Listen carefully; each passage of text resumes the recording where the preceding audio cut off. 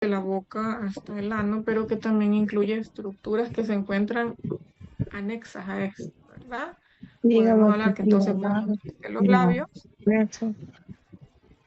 perdón, vale.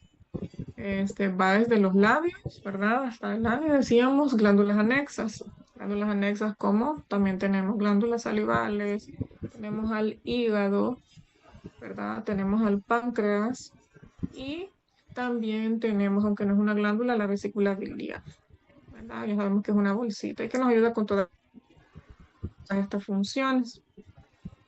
Eh, Incluye cavidad bucal, esófago, estómago, intestinos y las glándulas que mencionamos. En cavidad bucal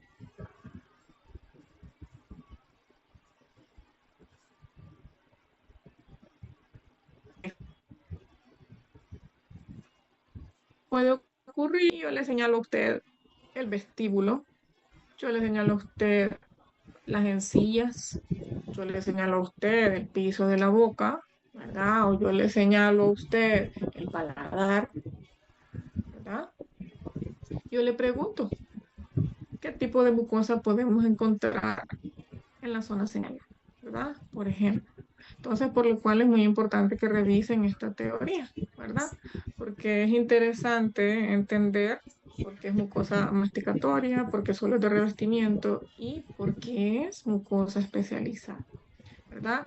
No se les olvide, por ejemplo, en la mucosa de revestimiento, en la zona de los labios, podemos encontrar estas glándulas, ¿verdad? Que son prácticamente glándulas sebáceas que no se encuentran asociados a folículos pilosos. Imaginen que cabal, yo decida ponerles esta imagen, ¿verdad? Y les pregunto nombre de las estructuras señaladas. Si usted me le va a poner gránulos de Fórdice o glándulas de Fórdice. Y yo le pregunto histológicamente qué son. Y usted me le va a poner, son glándulas sebáceas que no están asociadas a folículos pilosos, ¿verdad? Son glándulas prácticamente normales. Vaya, y de ahí pues con la lengua que pues histológicamente son las imágenes que también nos interesan mucho porque en el laboratorio estudiábamos 4 tipos de papilas que hacen a esa mucosa especializada tal, es decir, especial, ¿verdad? Que teníamos 4 tipos de papilas. Las filiformes, que son estas papilas, las más abundantes que tenemos y que se encuentran en casi todo el dorso de la lengua, sobre todo en los 2 tercios anteriores, ¿verdad? Y que le dan esa apariencia terciopelada a la lengua, pero que no tienen corpúsculos gustativos, por lo cual prácticamente solo tienen función mecánica y que se ven así, ¿verdad? Tienen forma como de pico y prácticamente tienen una gruesa capa de epitelio, ¿verdad? Esas son las papilas filiformes. Y por debajo podemos encontrar estas papilas prácticamente de tejido conectivo y por debajo de esta tenemos tejido muscular. ¿De qué tipo? ¿Alguien me ayuda? Músculo esquelético. ¿De qué tipo? Estriado esquelético. Ajá. Correcto, ¿verdad? Es voluntario, es un músculo voluntario. Muy bien. Vale. Ahora vamos con las fungiformes, llamadas así porque tienen forma de hongo, ¿verdad? Estas sí tienen corpúsculos gustativos y estas son las que se encuentran en la punta de la lengua. También a mí se me puede ocurrir poner una lengua, ¿verdad? De los modelos anatómicos que tenemos allá y les pongo cuáles son las papilas que podemos encontrar en mayor concentración en esta zona señalada. Y usted me le va a poner papilas fungiformes. Entonces, y bueno, tenemos este ejemplo, que es esta, que yo les decía, es como si fuera una manito adentro, ¿verdad? Prácticamente de tejido conectivo y en la parte superior podemos ver es prácticamente el epitelio, que es a donde podríamos encontrar los corpúsculos gustativos, que aquí no se ven, ¿verdad? Pero estarían en la parte superior de esta zona, porque estas sí tienen corpúsculos gustativos. Ahora vamos con las foliadas. Las foliadas son las más feas de todas, ¿verdad? Son las que encontramos a los lados de la lengua Y también tienen corpúsculos gustativos. Estas se caracterizan porque tienen una forma cuadrada, pero en la parte interna está formado como que fuera el tridente de Aquaman, me dijeron en el laboratorio, ¿verdad? Este tridente o esta flor de lis. Y también muy característicamente, además de que son cuadradas, podemos ver que se forman unas criptas o unos espacios que son como criptas gustativas. Estos espacios, miren. ¿Y cuál es su importancia? Su importancia es que por ese lugar es a donde se mete la comida, ¿verdad? Ya sea líquida o sólida un poquito, ¿verdad? Y en ese lugar se pone en contacto con los corpúsculos gustativos que se encuentran prácticamente en los laterales de esos cuadrados, ¿ves? Y aquí se ven que están un montón, ¿verdad? Y su importancia es que ahí permanece un poquito más de tiempo los alimentos para que nosotros podamos percibir esos sabores. Vaya. Y quiero ver. A ver, sí. Bien. Luego vamos con las papilas caliciformes, que estas son las que pues hay en menor cantidad, prácticamente se encuentran en ese surco en B que divide la lengua en dos tercios anteriores y un tercio posterior. Dependiendo de la literatura, les mencionaba, de 8 a 12, estas de 10 a 15. Son redondas, por eso también son llamadas circunvaladas, pero son redondas o circunvaladas vistas desde la parte superior, pero vistas histológicamente en forma de cáliz un poco, ¿verdad? Y por eso también son llamadas caliciformes. Estas también tienen corpúsculos gustativos y también tienen estos surcos, ¿verdad? Prácticamente estas hendiduras, ¿verdad? Que también tienen su importancia y es para lo mismo eh, que las foliadas. Por ahí se meten los alimentos y ahí es donde se ponen en contacto con los corpúsculos gustativos que podemos observar que son bien abundantes en estos tipos de papilas. Miren, bien bonitos se ven. Otra cosa importante y que no quiero que se les vaya a olvidar, ojo, ¿verdad? Es que em, las papilas circunvaladas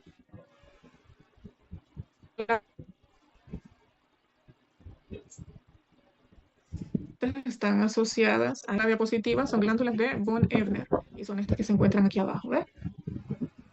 Aquí y a este lado, y que van a desembocar al surco o a la cripta gustativa.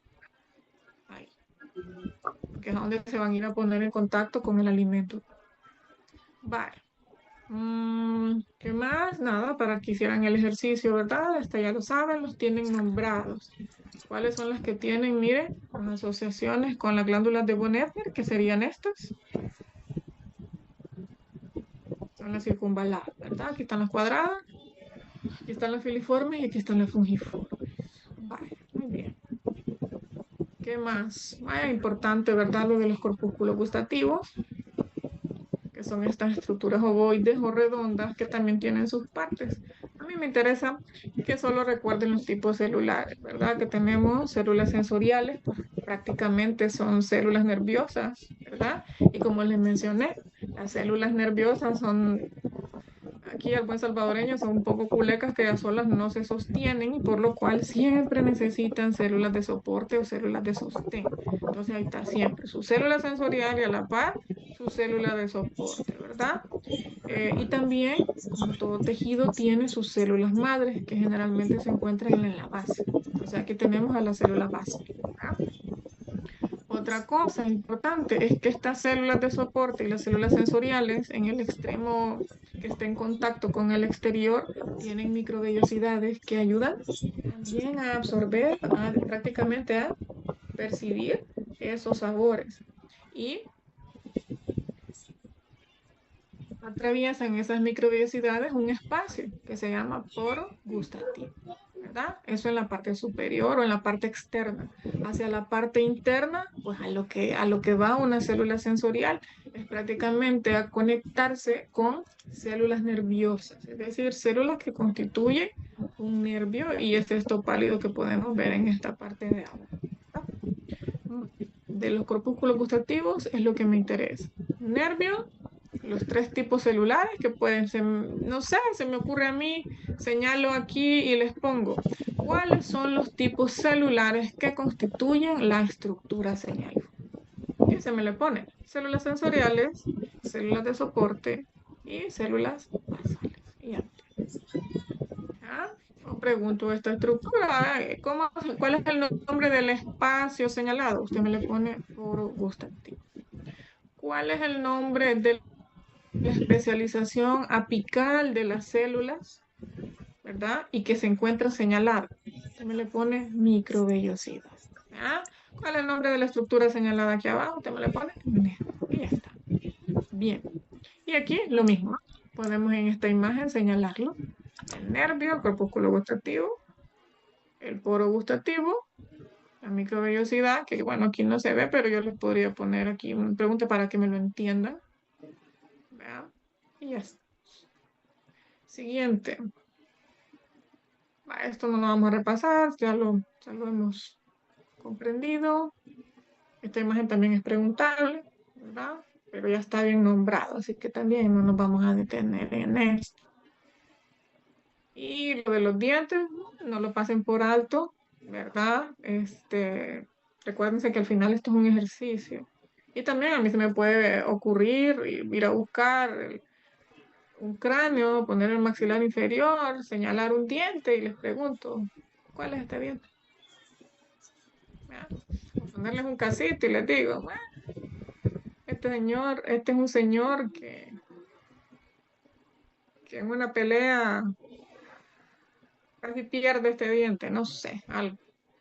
O simplemente preguntarlo así teórico, pero no lo pasen por alto, ¿verdad? Son cosas necesarias y son cosas pues prácticas que ya deben de ir sabiendo.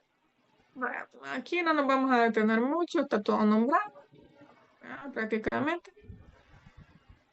Ahora vamos con las glándulas. Ya saben, hay glándulas mayores y glándulas menores. En los modelos anatómicos se pueden observar, ¿verdad? Pero esto no hay pérdida. Aquí no hay pérdida. Esto,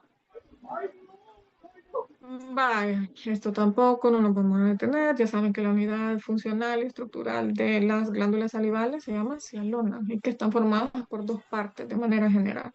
Un acino, que es el que produce, y un conducto, que es el que prácticamente excreta lo que produjo el acino. El conducto lo podemos dividir en dos o tres partes. Un conducto más corto formado por dos, un conducto intercalado y un conducto excretor. El conducto más largo que está formado por un conducto intercalado, un conducto estriado y un conducto excretor. ¿Ya? Bueno, hablábamos de los tipos de acinos, los puramente serosos, los puramente mucosos y que a veces podemos tener acinos mixtos, es decir, que están formados por células serosas y células mucosas. Diferencia, y solo recordando, las células serosas están formadas, son prácticamente al prepararlas se tiñen, ahí se ven oscuritas. También los núcleos se ven en el centro. En cambio, las mucosas casi no se tiñen y los núcleos prácticamente se ubican hacia la periferia, me decía alguien, pero podríamos decir que prácticamente también se ubican hacia la base del acino, porque esta periferia en realidad sería la base, ya que hacia donde van a excretarse el moco, que es lo que producen, es mucina, ¿verdad? Es hacia esta luz. Bueno. Y hablábamos, ¿verdad? De acuerdo a los ejemplos, que la parótida, por ejemplo, es una glándula puramente serosa. Que la glándula submandibular es una glándula mixta, pero con predominio seroso. Y que la glándula sublingual es una glándula mixta con predominio mucoso. Y aquí teníamos las imágenes, ¿verdad? Aquí tenemos una glándula parótida donde prácticamente se ven el montón de acinos que se ven oscuritos. La glándula parótida se caracteriza porque se puede encontrar entre su tejido conectivo especializado de tipo adiposo, ¿verdad? Y también aquí podíamos observar bien claramente conductos. Vale. Lo mismo, miren. Acinos, adipocitos y conductos. Pero tenemos una submandibular, ¿verdad? Aquí podemos observar acinos mucosos, que son estos claritos, y acinos serosos. Pero ¿cuáles abundan más? Los acinos serosos. Entonces, sí corresponde con lo que estaba ahí en el dibujito y el libro. La glándula submandibular es una glándula mixta con predominio seroso. Aquí tenemos unos conductos. ¿Qué hago aquí? Tenemos es una glándula sublingual. Y miren, la mayoría son acinos mucosos, pero afuera también hay unos que se tiñen bastante, pero son menos. Esta glándula sublingual es una glándula mixta con predominio mucoso, porque la mayoría son mucosos. Ahora, ¿qué les puedo preguntar yo acá? Por ejemplo, yo les pongo aquí, miren, señalo uno de estos, un grupito así, nombre de la estructura señalada. Usted me le va a poner acino mucoso. Yo les puedo preguntar sin señalar nada, así como me decía en la primera intervención. ¿A qué órgano pertenece la imagen? Y usted me le pone a la glándula sublingual. Por eso es importante que usted también sepa a la hora de ver las imágenes de qué tejido usted es el que está estudiando, ¿verdad? Vale, aquí tenemos acinos mucosos y se ve un conducto también. Aquí tenemos lo mismo, ¿verdad? De la misma manera es prácticamente para que lo practiquen, valga la redundancia.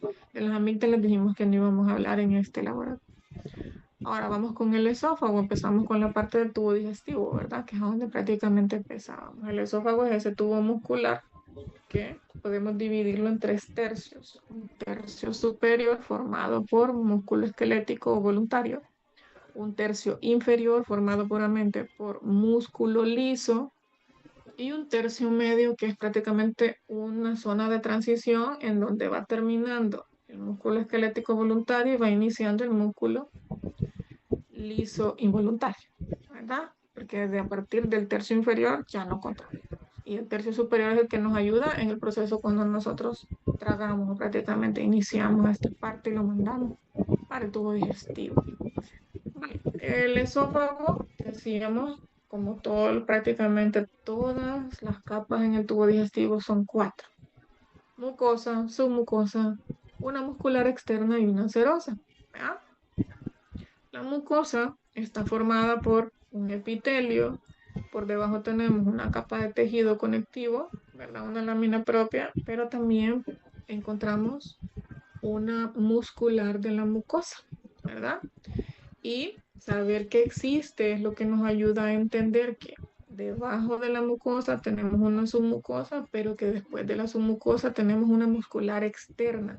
Y por eso recibe el nombre de muscular externa, porque en la mucosa tenemos prácticamente lo que sería una muscular interna, que sería la muscularis mucosae o muscular de la mucosa. Bueno, en esta imagen se puede ver muy bien. Miren el epitelio, ¿verdad? Luego tenemos una lámina propia de tejido conectivo donde casi y formando parte de, prácticamente conectándose con la muscular de la mucosa. Por debajo tenemos una submucosa. Una submucosa muy importante porque ¿qué podemos encontrar ahí? ¿Alguien me recuerda, por favor?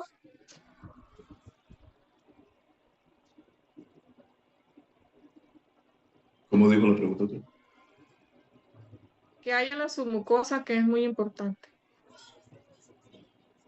El La plexo de glándula, agua. No. las glándulas son mucosas, ¿no? Un plexo, pero Plexo ¿cómo de se llama?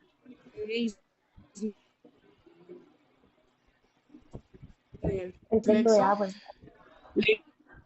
Ah,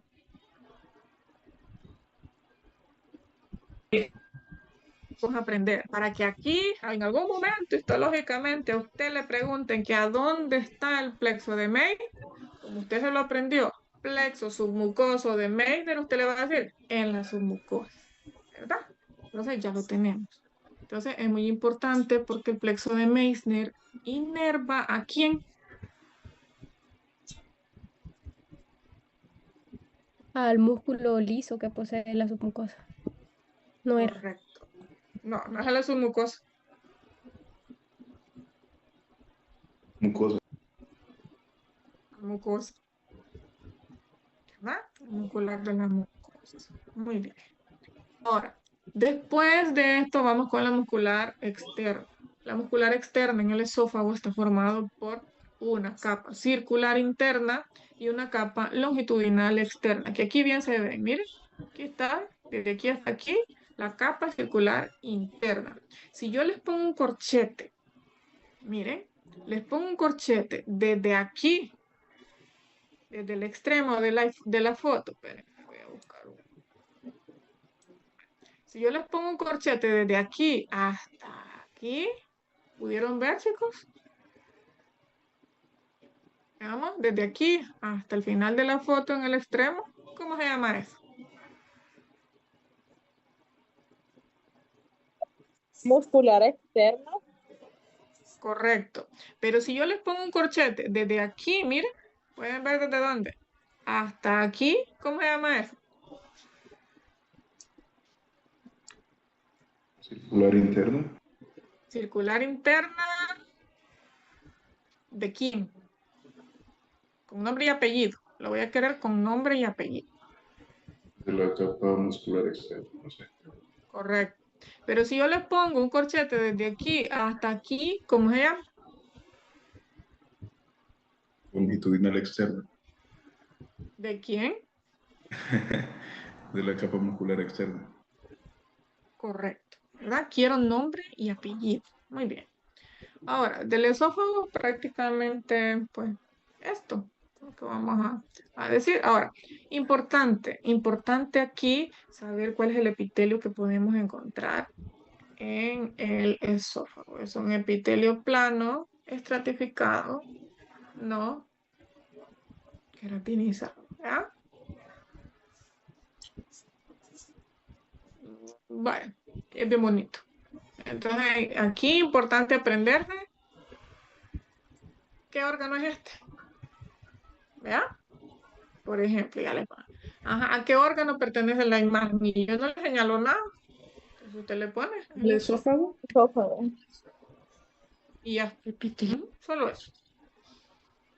Muy bien. Ahora encontrábamos esta otra estructura que es bien importante y que no tenemos que olvidarnos. Y que lo podemos encontrar en qué capa.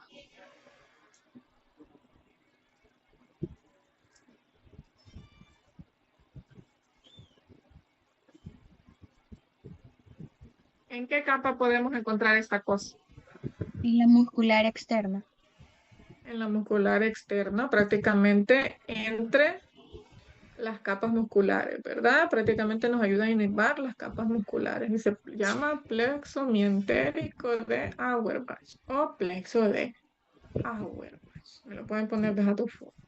No me lo dejen como plexo mientérico. Pueden poner plexo mientérico de Auerbach o plexo de Auerbach. Pero plexo mientérico no. Vaya. Aquí está otro, ¿verdad? Ahora, otra cosa importante en esto. Vale, porque aquí también es bien bonito preguntarlo. Miren, ¿a qué capa corresponde esto? Que está aquí abajo.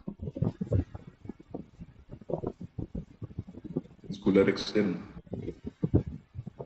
Sí, pero ¿cuál? La circular no era.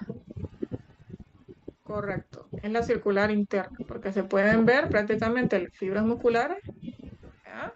Pueden ver los grosores de las fibras musculares. En cambio aquí no, lo podemos ver que prácticamente sigue el corte. Entonces aquí arriba, ¿cuál es? La longitudinal. No, al revés. Esta es me equivoqué. Esta es Longitudinal. esta es la longitudinal, correcto. Y esta es la Circular. circular. Muy bien. Aquí, volvamos a hacer ese ejercicio. Aquí abajo, ¿cuál es? Longitudinal. Capa muscular longitudinal externa. Correcto. Y aquí,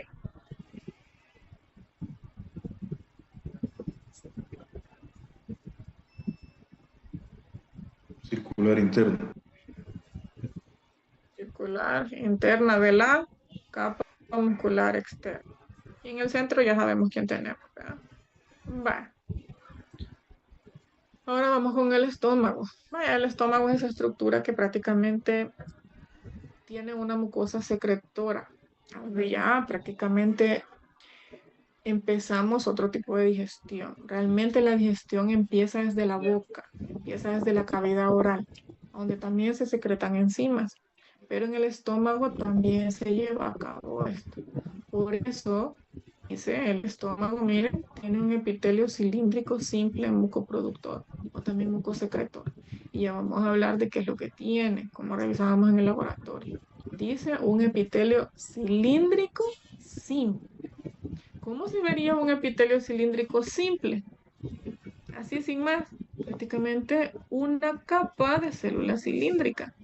Pero el estómago, bien característicamente, para que sea mucosecretor o mucoproductor de algo, tiene que organizarse formando glándulas, miren, y esos son todas estas estructuras. Es decir, que ese epitelio cilíndrico, miren, termina formando primero estos espacios, que son prácticamente criptas, las células cilíndricas, miren, que prácticamente van cambiando tipos celulares, porque hay varios tipos celulares ahí, y todo esto termina siendo una glándula.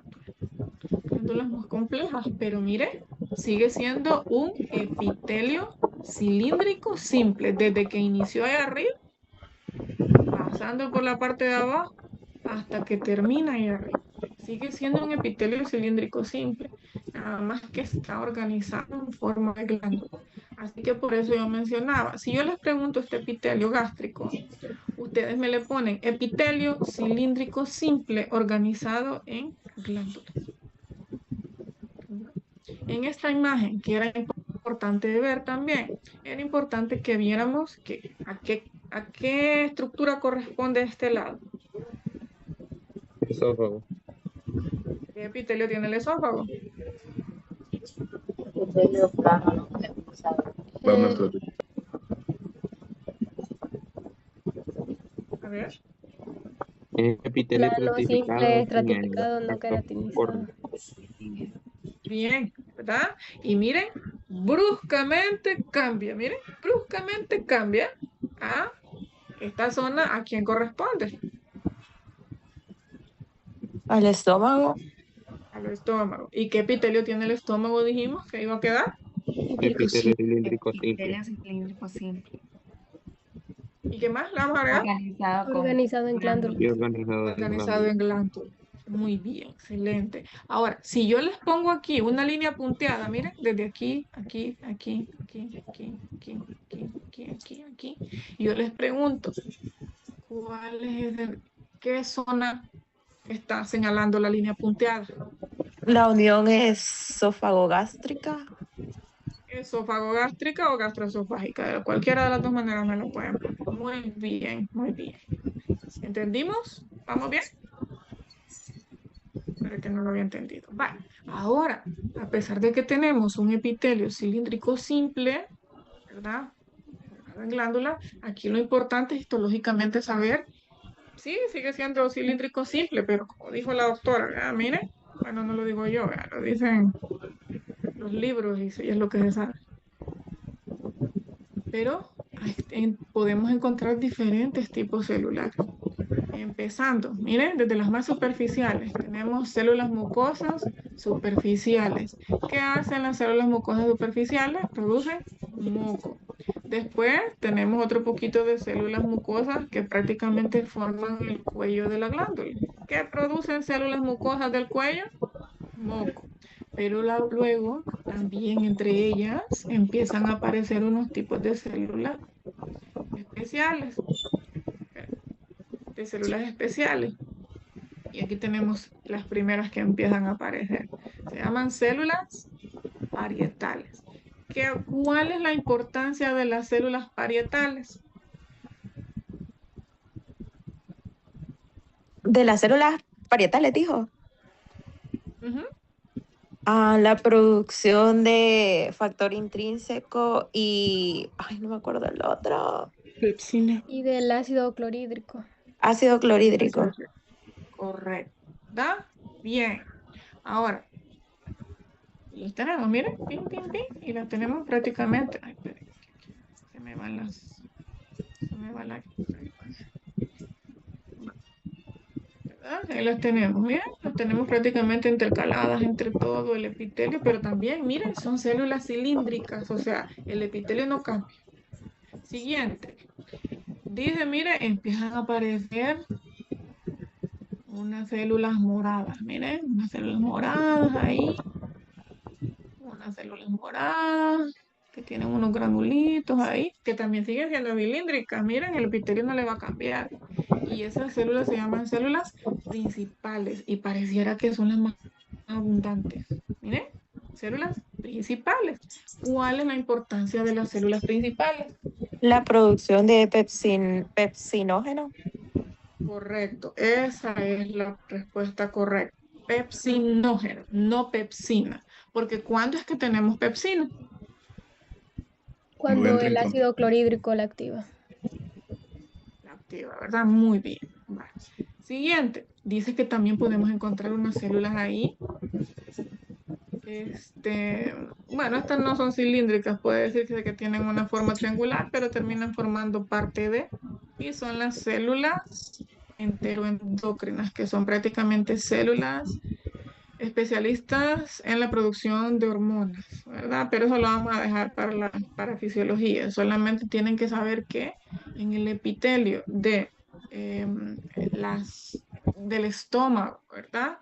Y prácticamente del tubo digestivo podemos encontrar un montón de células enteroendocrinas que ayudan a la producción de hormonas. Ejemplo, hormonas que producen esto, por ejemplo, la gastrina. ¿Ah? Está ahí, quiero que les... Y otras, bueno, encontramos células madre, ¿verdad? Como en todos los tejidos y hemos venido viendo, tienen que haber células madre. Y en este caso, las células madres son las que dan origen a los diferentes tipos celulares que conforman el epitelio cilíndrico simple organizado en glándulas del estómago. ¿Entendieron? ¿Sí? Va. Y entonces aquí está en esta imagen, ¿vean? Tenemos glándula desde aquí arriba, ¿vean? Prácticamente bien tomada la imagen para simular el dibujito. Vale, ahora, en esta imagen, esta es una imagen muy bonita. Es una imagen muy bonita a donde, miren, se pueden ver, primero, células mucosas superficiales. ¿Cómo se ven las células mucosas? Claritas. ¿Ah? Pero luego, este es un corte, pues, no muy bien definido, pero como ustedes bien vieron en el dibujito, luego se terminan formando unas criptas que al final se terminan viendo los tipos celulares que podemos, bueno, para la redundancia, ver. Las células parietales, ¿verdad? Son estas rosaditas. Y se ven un montón de rosaditas. Y luego tenemos las células principales. ¿Miren? Que son las moraditas que se encuentran entre las rosaditas, ¿ves? Las moraditas, ¿ves? Vale. Y son prácticamente los tipos celulares que se pueden ver acá. Importante, pues que a la hora de estudiar ya saben, se aprendan para qué, porque yo les puedo señalar, yo les quito todas estas imágenes, perdón, todas estas letras y les pongo, vaya, la célula, nombre de la célula señalada y cuál es su función. Esta es una buena imagen para preguntar, ¿verdad? Y las que no se pueden ver acá, por ejemplo, son las células enteroendocrinas. Las demás, mucosas superficiales, célula parietal y célula principal se pueden ver en esta imagen bien. Bueno, sí, vea. No lo dije, pero ya saben. Entonces podemos decir que existen glándulas fúndicas, que se encuentran en el fondo, glándulas cardiales y glándulas pilóricas. Y aquí tenemos unas imágenes. Glándulas cardiales, prácticamente pues, esta es una imagen del ROS. Está nombrado. Y las criptas, que son los espacios. Cripta gástrica, ¿verdad? Pero miren, siempre un epitelio cilíndrico simple. Luego vamos con las glándulas pilóricas, ¿verdad? Que tienen, miren, células mucosas superficiales, tienen un poquito menos de células parietales y hay un poquito más de células principales. Bueno, aquí está nombrado. está nombrada ahí, con las capas también. Y nada, aquí también era prácticamente para que viéramos cómo estaban las glándulas. Y miren, aquí se ven muy bien. Estas moraditas, ¿qué tipo serían? La célula principal. Correcto. ¿Y cuáles serían? Miren, aquí también se ven las rosaditas. ¿Cuáles serían las rosaditas? Las parietal. Correcto. Ya ven que sí saben. Vale. Lo mismo, miren. Aquí también, una vez que usted ya las vio, ya es capaz de verlas en la otra imagen. Miren, al final, así como en el dibujito, tenemos las células principales. Y arribita, las células, las rosaditas. Parietal. Y miren, y aquí arriba las mucosas superficiales. Vaya, por lo menos esos 3 tipos celulares sí que se ven. Bien, bien definido, bien bonito. Y miren, aquí están las criptas gástricas. Miren estos espacios. Lo mismo, bueno, esta imagen creo que es incluso la anterior, no sé por qué no le he quitado. Lo cortada es que está ahí aumentada. Vaya, esto no, esto es para fisiología. Y aquí tenemos una imagen del plexo submucoso de Messi.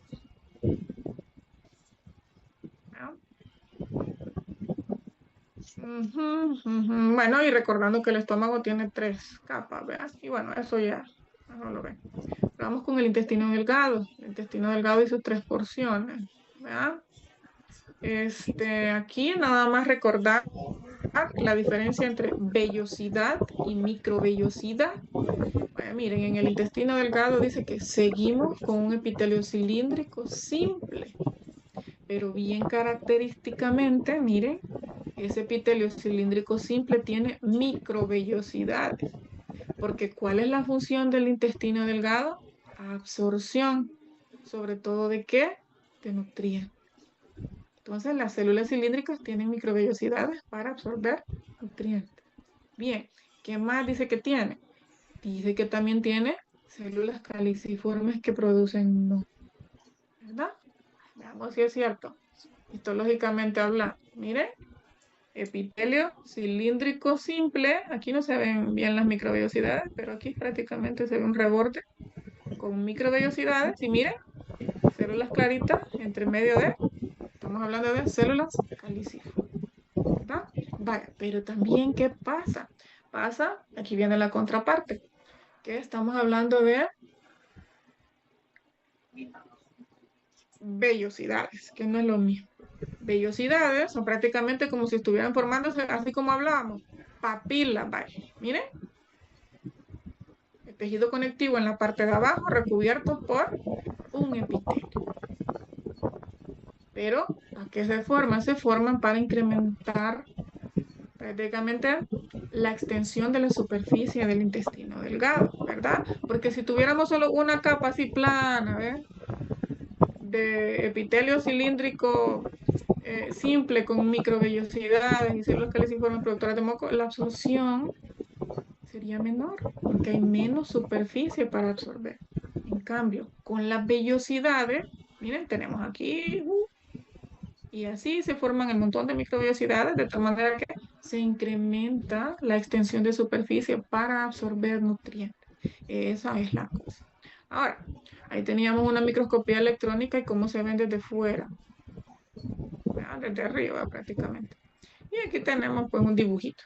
Un dibujito donde podemos ver, miren, el epitelio cilíndrico simple con microvellosidades que forma estas como papilas prácticamente, ¿verdad? Que al final termina llamándose vellosidad, ¿verdad?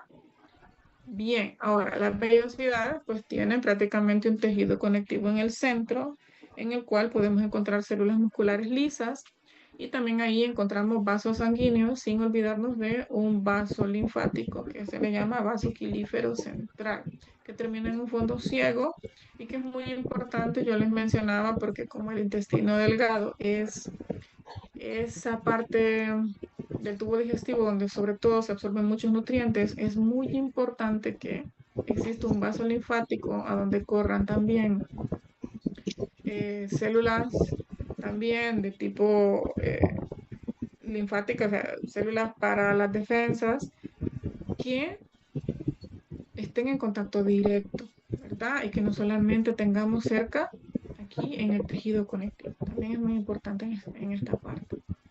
Vale, pero pasa también que vienen este tejido, estas células cilíndricas, este epitelio cilíndrico simple organizado en vellosidades que también forman glándulas.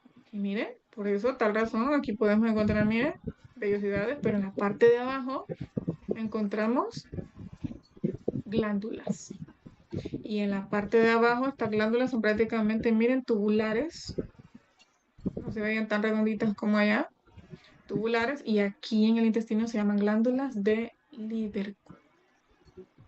Glándulas intestinales. Aquí se me quedó esto. 2 veces repetí glándula. Vale. Ahora, ¿alguien recuerda que también a nivel intestinal podemos encontrar unas glándulas aquí abajo? ¿Alguien recuerda el nombre de esas glándulas? No son la, no sé si tiene que ver las de Panet o es aparte. No, es aparte. Ajá. La glándula de Wilson o Will. ¿Glándulas de qué? No eran las de Peyer. No, esas son placas de tejido linfoide. Estas son O eran glándulas. doctora, serán las glándulas de Brunner. Las glándulas son mucosas de Brunner. Muy bien, bueno. Miren, aquí las tenemos, ¿ves? Y se encuentran en la submucosa. Miren, y aquí podemos observar una muscularis mucosae, miren. La submucosa. Y después aquí abajo es donde tenemos una muscular. Vale. Siguiente. Ahora sí, vamos con las placas de Peyer que alguien mencionó, ¿verdad? Miren, esta parte es la luz. Esta parte es la luz. Aquí hay un montón de cosas, ¿verdad? Aquí tendríamos a las vellosidades, nada más que este es un corte pues, que se agarró pues, de una vellosidad, de otra, acuérdense, esto es tejido, esto no es dibujito, ¿verdad? Y decíamos que podemos encontrar prácticamente en la mucosa, podemos encontrar células linfoides, ¿verdad? Las cuales las podemos encontrar de forma difusa, es decir, células sueltitas, por ahí, las vellosidades y todo, o las podemos encontrar en cúmulos, es decir, prácticamente organizadas con tejido conectivo y otras cosas, que es lo que vamos a ver cuando veamos tejido linfoide, formando las famosísimas placas de Peyer, que su presencia es muy importante porque ahí encontramos cúmulos de células que nos defienden, ¿verdad? Y es lo que podemos observar aquí, pero está así en cúmulos o sueltitas allá una por otra y otra y otra, al final terminan formando un tejido especializado que se llama tejido linfoide asociado a mucosa. Ahí es muy importante. Va. Y lo mismo, bueno, aquí está todo nombrado, ¿verdad? Y aquí este epitelio, nada más, ¿verdad? Prácticamente un acercamiento a cómo se ve el epitelio del intestino delgado. Epitelio cilíndrico, simple, con microvellosidades y células caliciformes productoras de moco, ¿verdad? Y aquí les queda la palabra, que también la vimos, que prácticamente esas células cilíndricas se llaman enterocitos. Esta no funciona. Ya saben, esta es una tinción invertida. Y a nivel intestinal también podemos encontrar unas células especiales, ¿verdad? Prácticamente que se encuentran distribuidas también en ese epitelio. Y son las células de Panel. Las células de Panel, que son células que producen una sustancia proteínica llamada alfa-defensina, que es una lisozima que prácticamente ayuda a regular la microbiota intestinal, como decíamos, a mantenerla a raya, ¿verdad? Y que se identifica porque son células que siguen siendo azulitas, pero hacia la parte de la luz de la glándula, miren, tienen unos gránulos rosaditos. Células de Panet. Miren, aquí también, aquí la podemos ver. Célula de Panet, aquí tenemos otra.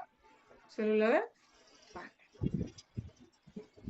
Vale, ahora duodeno. Bueno, y era lo que mencionábamos. Miren, aquí podemos encontrar las glándulas sus mucosas de Brunner, que como bien decía Waldir, y que su función es la producción de mucina y bicarbonato que ayudan a neutralizar el quimo. Que el quimo es prácticamente el alimento combinado con el jugo gástrico. Es decir, cuando llega a intestino delgado, hay que disminuir la acidez, que puede llegar a alcanzar de 1 a 2 en pH. Entonces, las glándulas de Brunner ayudan a disminuir esa acidez para que pasen a través del intestino, que no es un lugar acostumbrado a ácido. ¿Está? Vale. Bueno, esta imagen, aquí lo que se ven, pues se ven bien las placas de Peyer. Prácticamente todo esto es mucosa, ¿verdad? Estas son porciones de vellosidades grandes. Aquí se ven, miren. Epitelio cilíndrico simple con microvellosidades y células caliciformes productoras de moco. Miren, con las glándulas del Lieberkühn. Y aquí tenemos placas de Peyer. Ya, eso está organizado. ¿Ya? Esta imagen, esta pared de mentira. Ahí, aquí tenemos. Miren qué serán estas células. Células de Brunner. Células de Brunner. ¿No son células de Panet? células de Panet. Muy bien, exactamente. Miren, ¿qué células serán estas claritas? Las caliciformes. Correcto, muy bien. Y las otras son prácticamente enterocitos, ¿verdad? Bien. Siguiente. Y aquí pues nada, era para que no nos olvidemos de esto, ¿verdad? Que sería el plexo de quién? De Auerbach. De Auerbach, ¿verdad? Porque está entre las capas musculares, ¿verdad? Una circular y una longitudinal. El intestino grueso, que tiene como función la producción, la absorción sobre todo de agua. ¿Ah? Y miren, también tiene un epitelio cilíndrico simple y también está organizado en glándulas. Pero es bien bonito cómo cambia aquí la cosa, que las glándulas son prácticamente glándulas que, miren, tenemos sus criptas y hasta ahí llegan. Muy distintas a las glándulas que se formaban en estómago y a las que se formaban también en el intestino delgado. Miren ahí, hasta aquí llega. ¿Qué otra cosa podemos ver? Miren, esas papilas, ¿verdad? Si lo podríamos llamar así, ¿verdad? Miren, son como cuadradas. ¿Y qué más podríamos decir ahí? Bueno, tienen una distribución uniforme. Y miren, también pasa otra cosa, que a pesar de que sigue siendo un epitelio cilíndrico simple, también organizado en glándulas, pero son glándulas tubulares y simétricas prácticamente. Hay menos enterocitos con microvellosidades y hay más células caliciformes productoras de moco. Miren el gran montón que tiene esto, ¿ves? ¿Ah? Miren el montón de células caliciformes que tiene ese epitelio, ¿verdad? Esto sí está organizado de forma, esta es también una tinción invertida, ¿verdad? Y miren la cantidad de células caliciformes. Miren aquí, Doctora, este otro tipo. perdón, dijo que ese era un epitelio cilíndrico simple con células caliciformes y microvellosidades, ¿verdad? Sí. Okay. Es que yo lo digo de otra para que me quede. Epitelio cilíndrico simple con microvellosidades y células caliciformes productoras de moco. Pero si en un dado caso yo solo solo así como se lo mencioné, ¿está bien? Sí, yo lo pongo bueno. Entonces, miren, este es otro corte. Yo les mencionaba, es como si este corte que tengo aquí, es como si yo haya venido y haya cortado esto, miren, transversalmente. Miren, yo lo corto acá. Entonces, yo tengo ahora esta visión. Por lo menos la corte un poquito oblicuo. Yo tengo ahora esta visión. ¿Verdad? Miren la cantidad de células caliciformes productoras de moco. Miren, prácticamente glándulas. Y el apéndice vermiforme, que es muy importante. También tiene las 4 capas. pero prácticamente la capa mucosa es la que es más de la mitad del grosor de la capa del grosor de la pared del apéndice, ¿verdad? Miren con sus placas de Peyer. O sea, yo aquí les puedo preguntar, les pongo esta imagen, ¿qué órgano es este? Apéndice vermiforme. No me le ponen solo apéndice. Apéndices hay hasta en redacción. Hay no, apéndice de todo tipo hay. O sea, hay un montón. Al final un apéndice es como un extra. Algo por ahí. Entonces, no, apéndice vermiforme. Si se les... ¿ya? Igual, cualquiera de estos, lo mismo. Y también ahí podemos encontrar un epitelio, mire, cilíndrico simple, con también microvellosidades, pero como ya es intestino grueso, mire, con más células caliciformes productoras de moco. Y es lo que podemos ver acá, miren. Miren, aquí tenemos células linfoides y aquí ya las tenemos organizadas en cúmulos, formando pues las placas de Peyer. Y lo del recto llano, pues nada. Les mencionaba pues que me interesaba lo del esfínter anal interno y el esfínter anal externo, porque son los que se ven acá. Pero eso ya está nombrado. Y que terminábamos con esta imagen muy interesante, ¿verdad? Así como empezábamos el tubo digestivo con la unión esofagogástrica, aquí terminamos con la unión, miren, prácticamente lo termina y donde inicia la piel a nivel anal y donde termina el intestino grueso. Aquí bien se ve, miren, un epitelio cilíndrico simple con abundantes células caliciformes productoras de moco. Y aquí ya volvemos a un epitelio plano estratificado, que en su punto vamos a lograr, si lográramos hacerlo más para allá, tendríamos un epitelio plano estratificado, queratinizado, que es a donde ya prácticamente encontramos una piel normal, la piel de los glúteos. Hígado. El hígado ya sabemos que es prácticamente tejido epitelial muy especial y organizado, donde las células que se llaman hepatocitos son prácticamente células epiteliales organizadas en forma de cordones. Y es lo que se ve aquí así. Como gusanitos. ¿Verdad? Importante acá saber que existen varias maneras de llamar estructuralmente. Tenemos histológicamente lo de llamar pues un lobulillo clásico a esas estructuras hexagonales que van una tras otra, tras otra, tras otra, tras otra, para finalmente formar pues la glándula completa. Tenemos donde en el centro encontramos una vena central y en cada uno de los vértices encontramos pues la tríada portal, ¿verdad?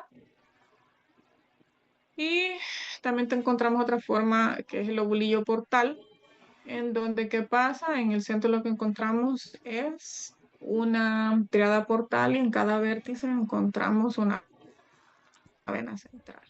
Y luego tenemos lo de los acinos hepáticos, que tiene forma de rombo, ¿verdad? En dos extremos encontramos venas centrales y en los otros dos extremos encontramos dos tríadas portales. Vaya, aquí están unas imágenes bien bonitas, ¿verdad? Donde puede ver el hexágono.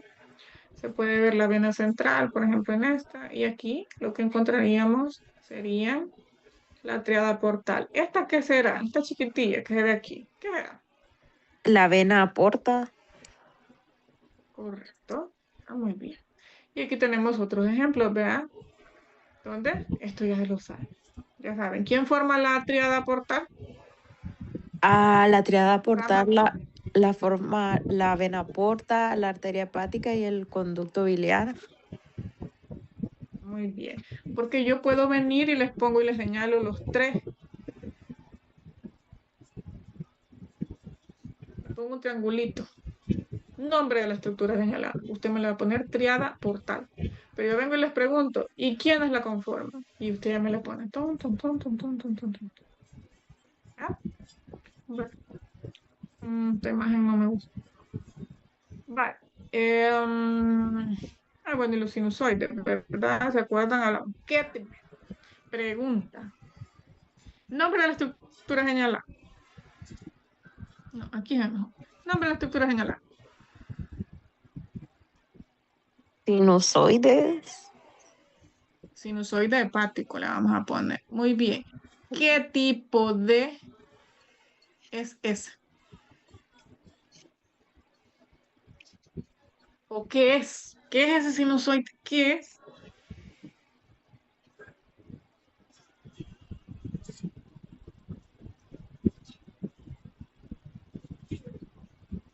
Excelente pregunta, doctora, no sé. A ver, ¿a alguien se le ocurre?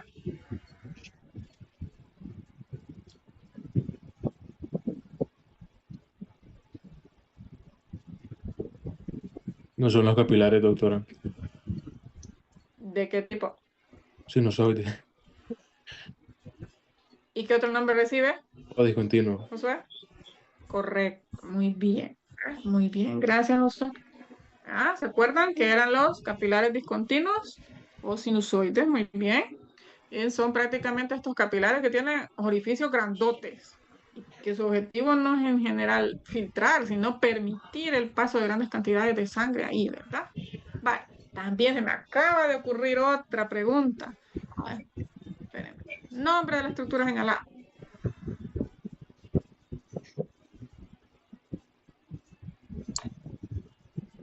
¿Qué es eso, un hepatocito? Eso, muy bien. Hasta en esas cosas simples, ¿verdad? Muy bien, gracias, Beto. Vale. Y yo les pregunto, ¿estas células son ricas en qué? ¿En qué serán ricas?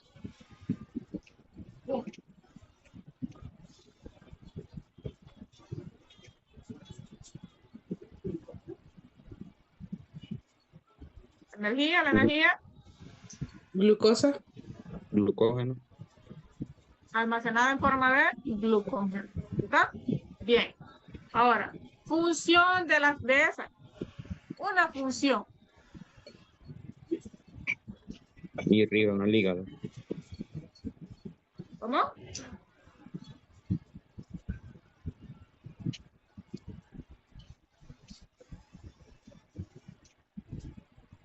¿Cómo? ¿Quién produce la bilis? El hígado. hepatocito. Los hepatocitos, ¿verdad? Volviendo a la imagen, miren. Miren. Hepatocito en cordón. Y en medio, miren, ¿a dónde va a ir a dar la bilis?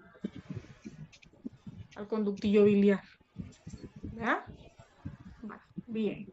No, en fisiología a nadie quiero escuchar decir que la vesícula biliar produce bilis. ¿Verdad? A nadie. Que le bajo puntos. Si en fisiología el otro año alguien me dice eso. Lo produce el hígado. Vale.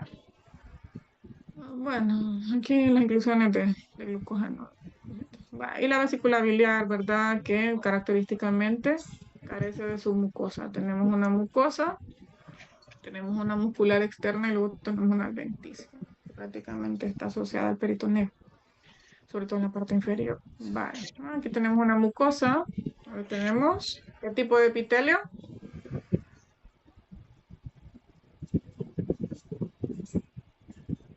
Epitelio cilíndrico simple con microvellosidades.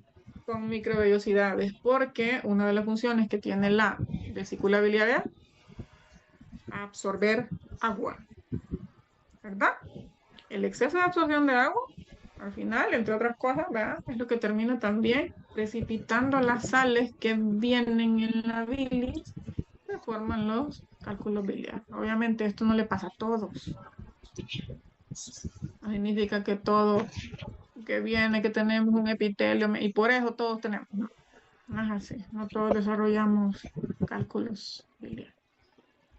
Vale, entonces es importante también aprendernos qué órgano es este, vesícula biliar. ¿Verdad? Aquí ve, epitelio cilíndrico simple con microvellosidad.